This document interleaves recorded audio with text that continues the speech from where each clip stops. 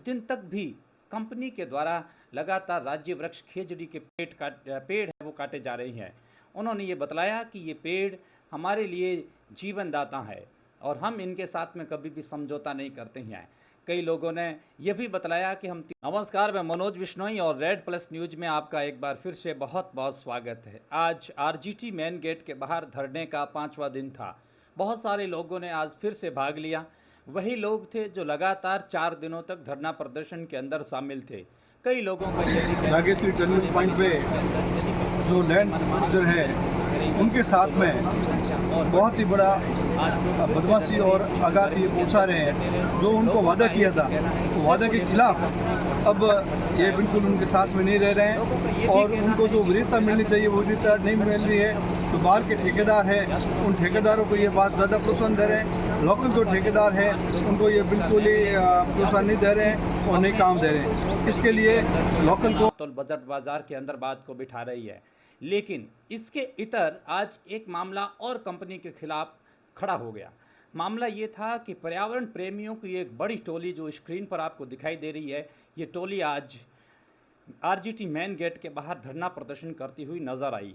इस टोली का ये पूरा कहना है, इस पूरे पर्यावरण प्रेमियों का ये कहना है कि आज ही नहीं अपितु कई दिन पहले और आज दिन तक भी कंपनी के द्वारा लगातार राज्य वृक्ष खेजड़ी के पेड़ है वो काटे जा रहे हैं। उन्होंने ये बतलाया कि ये पेड़ हमारे लिए जीवनदाता है और हम इनके साथ में कभी भी समझौता नहीं करते हैं। कई लोगों ने यह भी बतलाया कि हम 363 के सब पेड़ों के लिए ही बलिदान दे चुके हैं, तो फिर ये कंपनी तो क्या चीज़ है।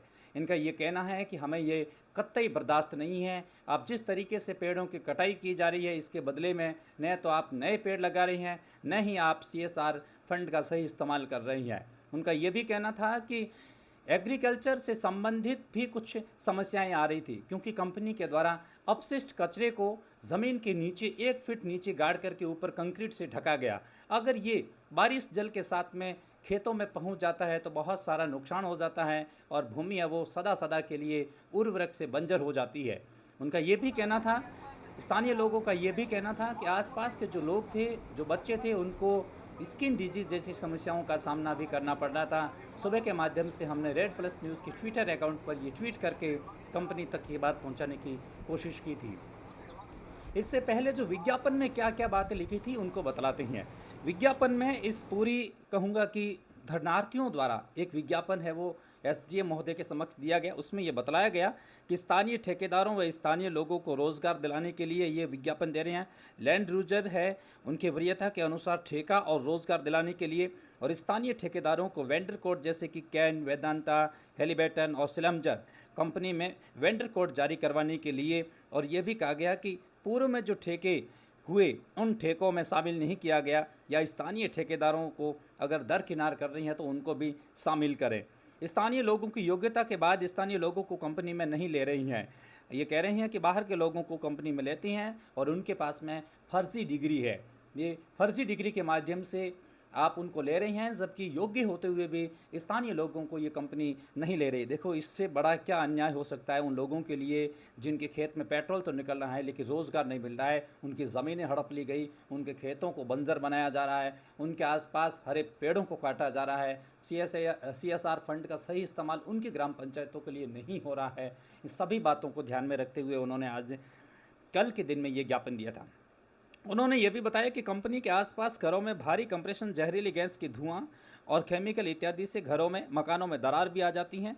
जहरीली गैस और धुआं से कई प्रकार की बीमारियां भी हो जाती हैं और केमिकल खेतों में आने से फसलें भी खराब होती है, खेत का भी नुकसान होता है। कई बैक्टीरिया है जो सहजीवी बैक्टीरिया के तौर पर काम करते हैं, फसलों को लाभदायक स्थिति में पहुंचाते हैं। वे इन हानिकारक केमिकल के कारण वे बैक्टीरिया नष्ट हो जाती हैं।